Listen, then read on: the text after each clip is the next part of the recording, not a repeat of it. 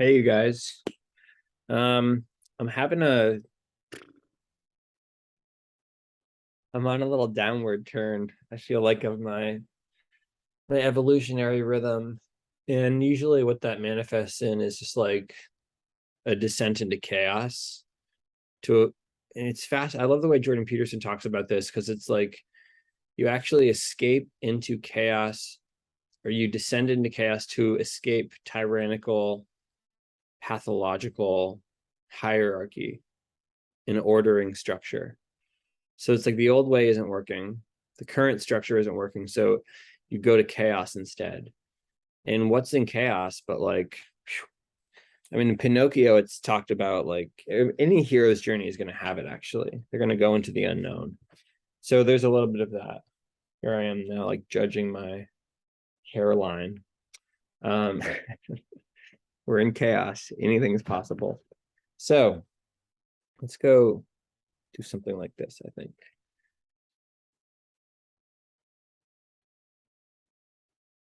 I'm having lower back pain. I took a yoga class the other day and I could kind of feel by the end of the class, it's like, uh-oh, you overextended your low back. Like there's a lot of pressure in the low back. So much to the point where like I knew I shouldn't go up and do wheel, or I just kind of stayed in the very light bridge at the end of class. And I'm very curious about what was that? When did it happen? What was the overextension? I know it could have been in camel. I was in a pretty deep camel pose. But I'm also a big believer lately that like there's an emotional correlate to anything that we experience in our physical bodies. So I'm going to do a bunch of screen sharing today. And one of the emotional correlates that I want to talk about is, if I can find it, I seem to have a trillion tabs open today. I'll just go in here and find it again. The four quadrants, you guessed it. One of the things I'm most interested in right now from an integral evolutionary point of view is to look at my situation, my experiences, my relationships, whatever it is, to look at it on an all quadrants level. What are the quadrants? Well, I'll tell you. Quadrants here are part of integrals, like fundamental theory, I think, a core part of integrals theory. I wondered if they had just a nice little, we could watch this together.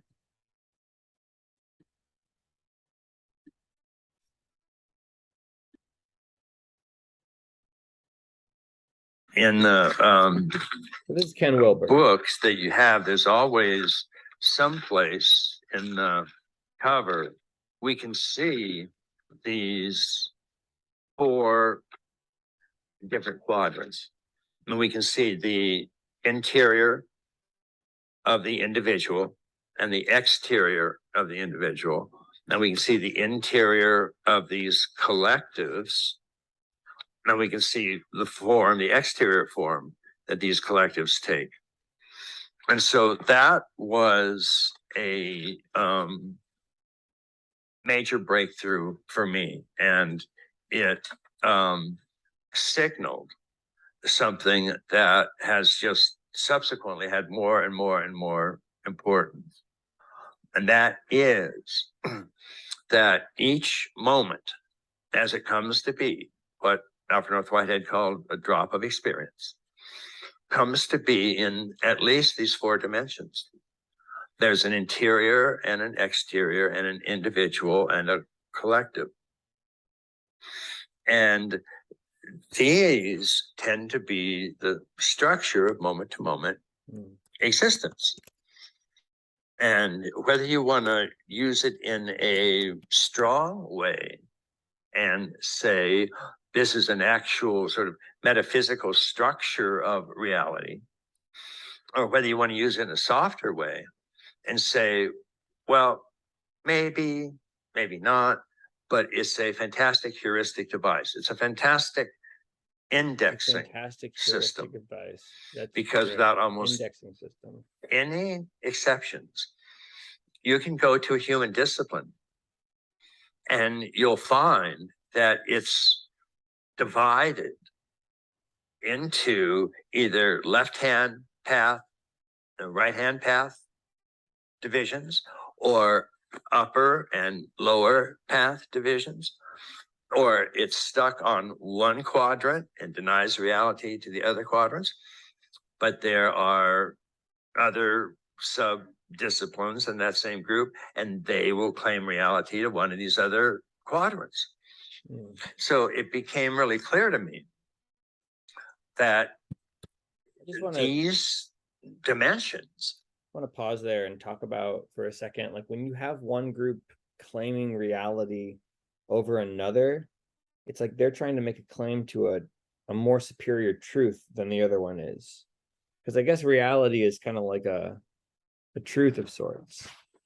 But one of the things I learned from Dave Gray's book, Liminal Thinking, is that like each of us have a very, very narrow sample size of what reality actually is. In fact, he even goes so far as to call reality the unknowable, because how could you know? And what Ken Wilber has developed here is this, I like what he's saying here, heuristic device, as well as an indexing device to kind of assess or enhance even perception of the moment to a more holistic perspective, a perspective that includes not only the individual, but also the collective, a perspective that includes not only the exterior, but the interior. And if you go into Carl Jung, you know, there's a lot that fits really nicely in this theory, but one of the first things I think is this quote that I've really been digging lately. Let's see if we can just pull it up. Carl Jung, the world will be saved. 8 quotes by Carl Jung that could change the way you think and live. No, no, no, no.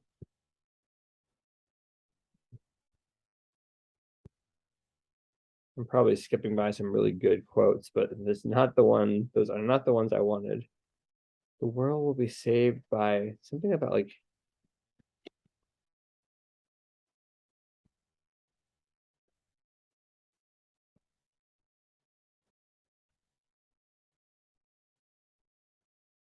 Well, this quote does not exist in the way that I thought it did. Something about Kate was using the quote. Shoot. The world will be saved by people. Dostoevsky says beauty. Wow, that's a pretty good one. Inner world. And balancing opposites. That's where it is.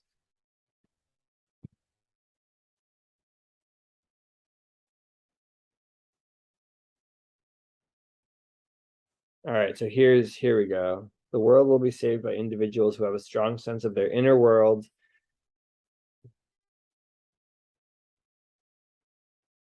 No, I lost it again.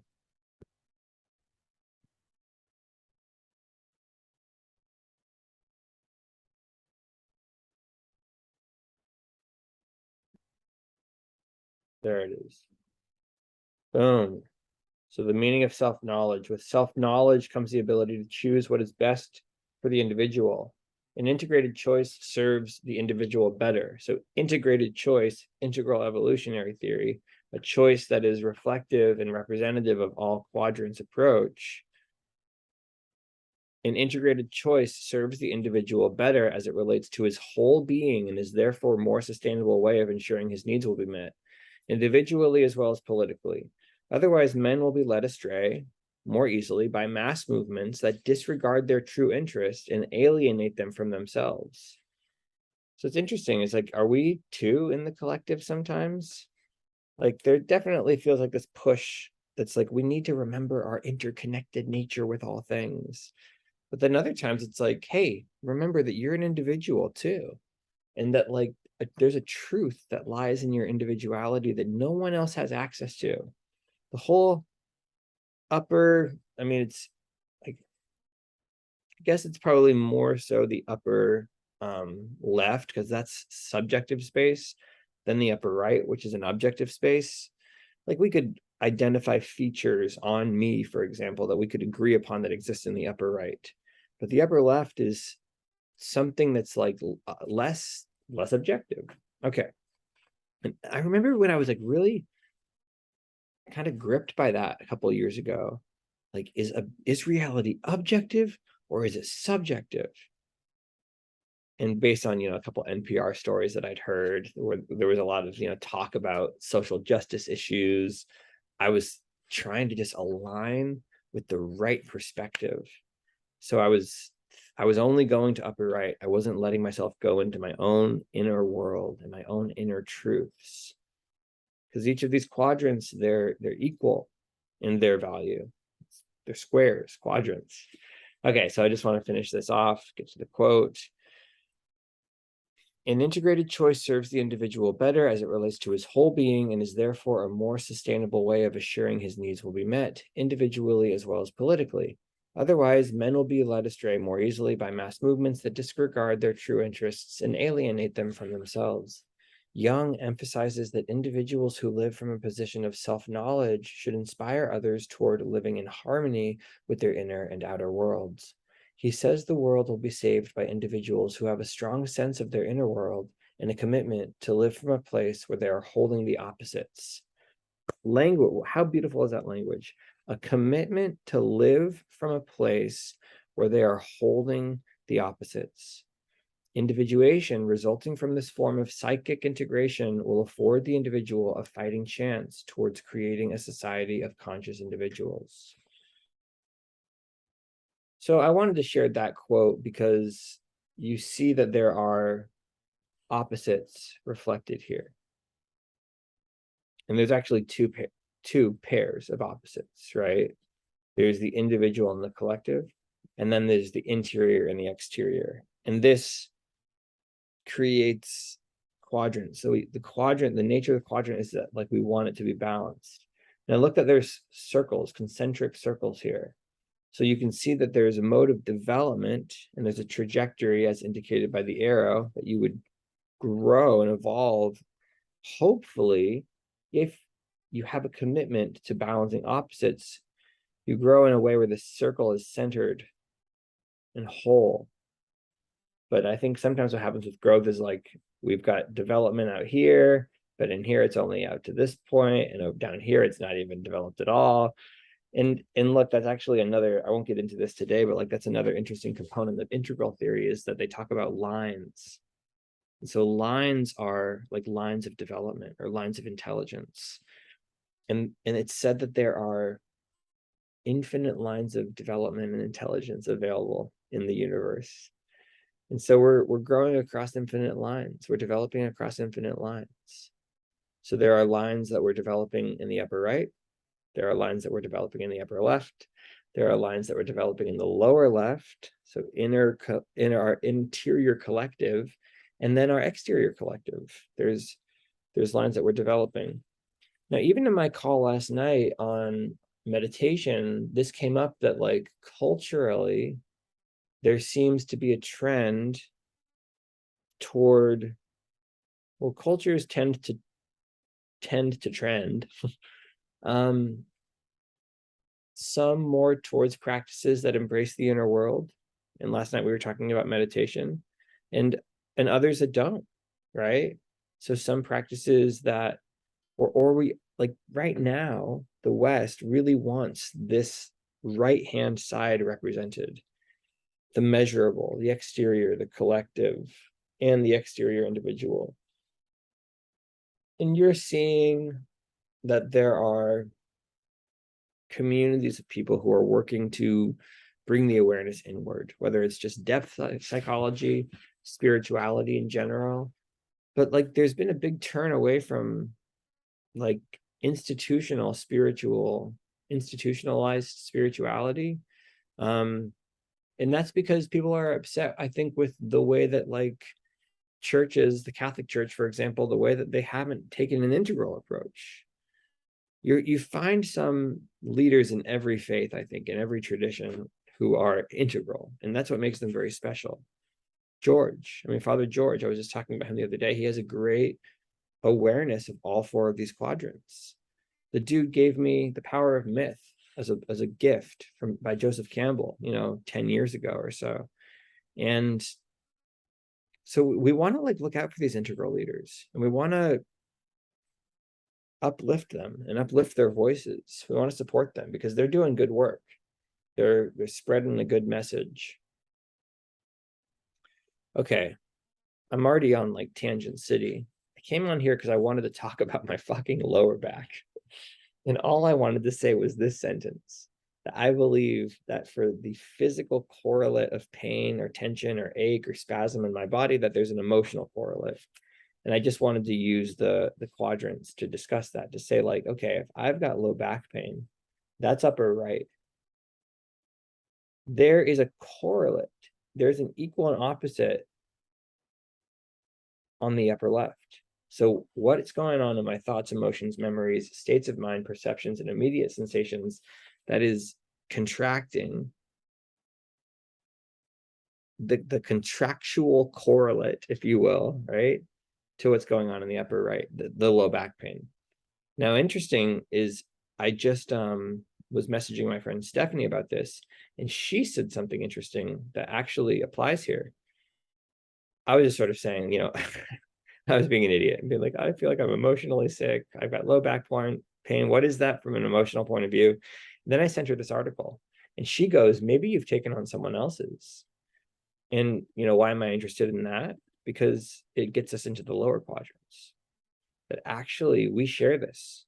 So what I'm experiencing in my low back, there is a correlate to the bottom two quadrants as well. Okay. Life is one thing many ways. Is that the quote? Life is one thing many ways. No. I'm making up quotes today.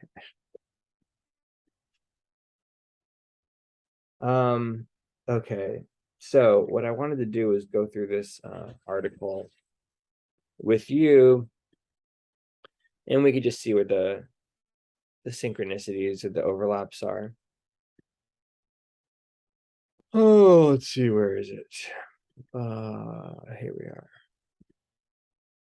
So are you seeing this? I'll just reshare to make sure. The spiritual meaning of lower back pain.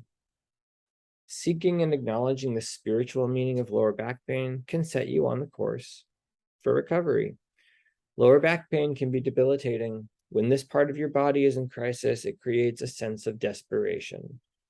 Along with physical issues, many people find relief only when they tend to the emotional, to the emotional and spiritual meaning of lower back pain.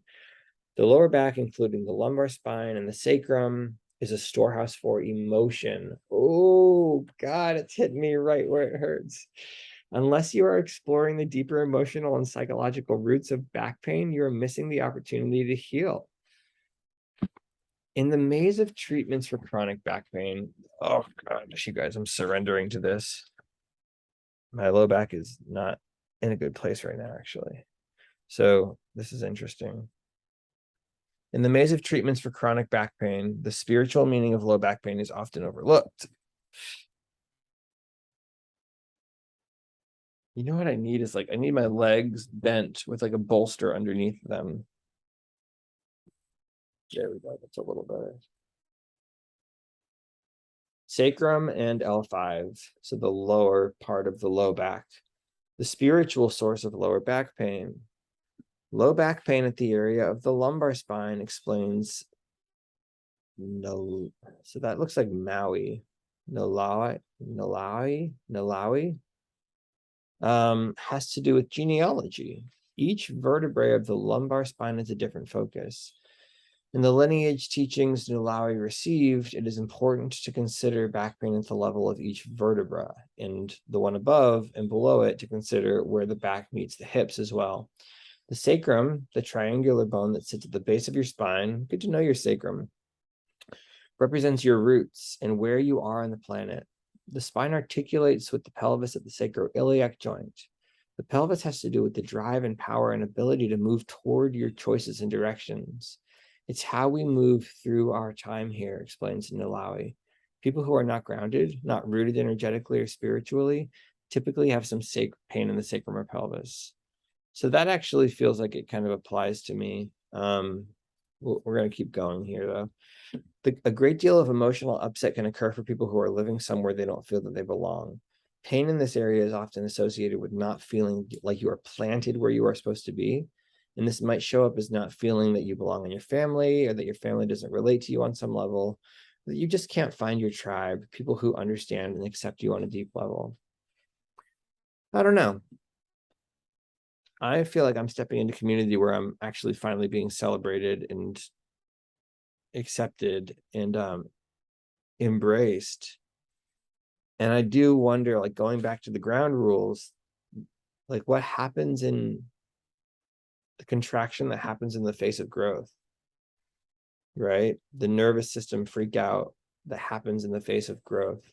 And so it wouldn't surprise me that that area is trying to activate, even though I'm actually getting closer to my true Sangha than I ever have before. L4. So like also imposter syndrome, like some old part trying to say like, you don't belong here, even though it's actually the place I most belong. L4, emotions, acceptance, and ancestral support as a spiritual source of back pain. Moving up the spine, L4 is the seat of emotion, especially grief.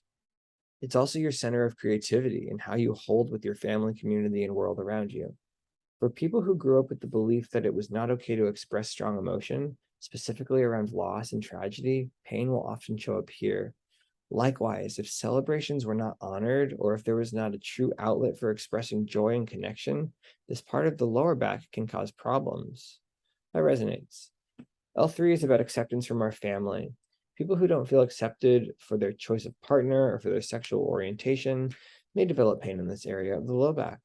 According to Nilawi, pain here also represents not having familial support towards the decisions that you make and how that lineage conversation affects your attitude towards communities.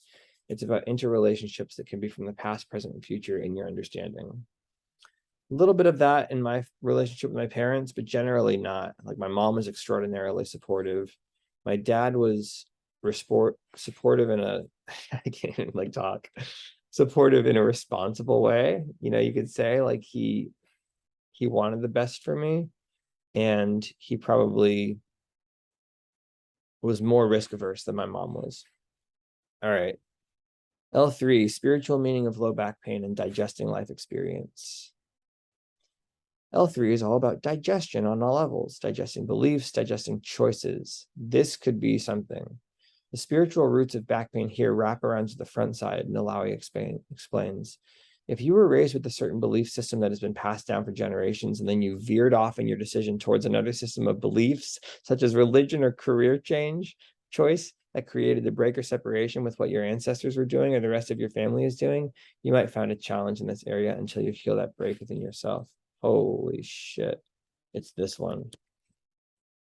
This part of the spine has to do with digestion of all kinds of life choices. It's possible to heal the spiritual root of back pain in this area.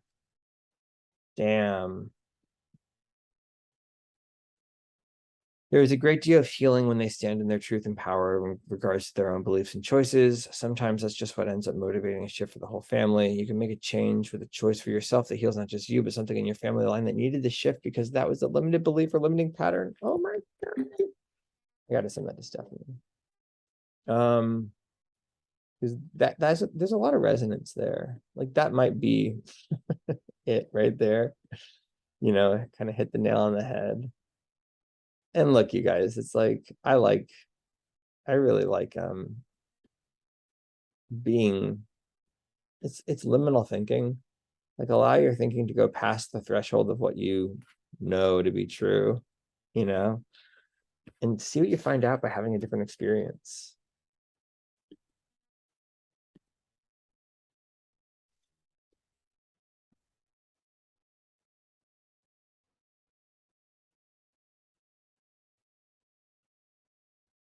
All right. L2 is finding spiritual stability and flexibility in your lower back. L2 has to do with your physical capability to support yourself and how you flex backward and forward. This relates to movement within your work and your capacity to support yourself physically. Nalawi shares, I noticed that men end up having more issues with their lower back.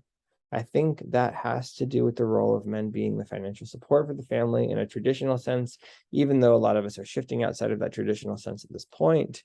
Nalawi sees pain in this area.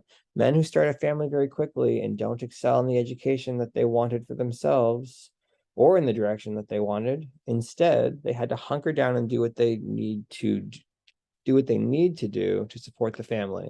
Maybe they weren't allowed to follow their true dream. Yeah, probably not a very popular opinion in today's like kind of culture war, um, postmodern, like woke culture, I guess. Even feminists were trying to solve this by saying like, well, women can and should do everything that men can do. It's like, well, maybe not entirely. And that's Teal Swan was just talking about this in a YouTube video I was watching.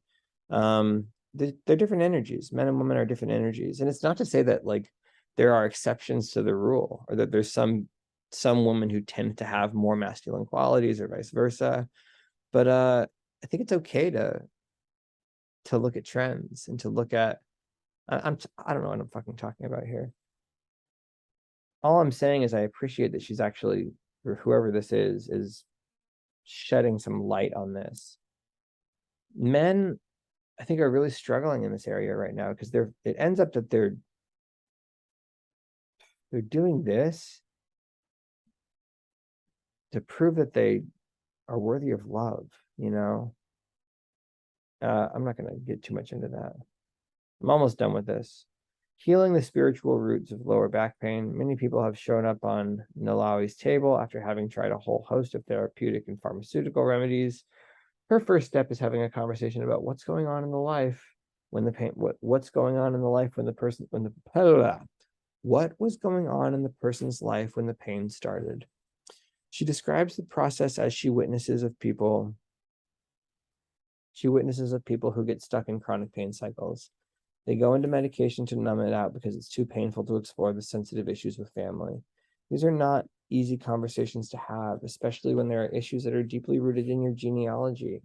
People think they have to just live with it because it's how they've always been. But then, explains Nalawi, oh, you realize that your dad had the same thing as your grandfather had, that his grandfather had, and it's been going on for generations. Ultimately, it has to do with one belief system that's severely limiting. What you find is that when you take care of your emotional roots or spiritual meaning of lower back pain through practices like Ho'oponopono, counseling, self-reflection, meditation, and through some kind of ceremony of release, your pain will begin to release. When you align spiritually and emotionally, the physical body falls back into alignment. You could go to 10,000 massage therapists and just barely scratch the surface if you're not willing to look at the full picture. So again, integral. While looking at these types of ancestral wounds can be painful and difficult emotionally, ultimately it's by addressing the spiritual meaning of the low back pain that you can begin to find relief. Interesting article. 2022, spirituality and health. Resonates. What do you guys think? Leave your feedback in the comments. Yeah, don't be afraid to dive into that shit, because it actually ends up really being, I think, where the healing is, and the healing can happen. So this is kind of the journey that I'm helping to lead people on now, is to just cultivate the awareness for what are the root causes of these imbalances that I'm experiencing in my life. Because the fact of the matter is that you're going to be the one to best know them and understand them, because there are portions of them that only you have access to. Yeah. So I want to empower you to develop a holistic sense of awareness and an integrated sense of awareness for who you are, who you're becoming. That's what the link below this video is for. Book a strategy session. And yeah, I hope you appreciated this video. Here's to say that even when you're in a shitty, depressed mood, you can come on and talk about cool things and maybe make something that's helpful for other people to see. All right. Haribol. Namaste. Have a good day.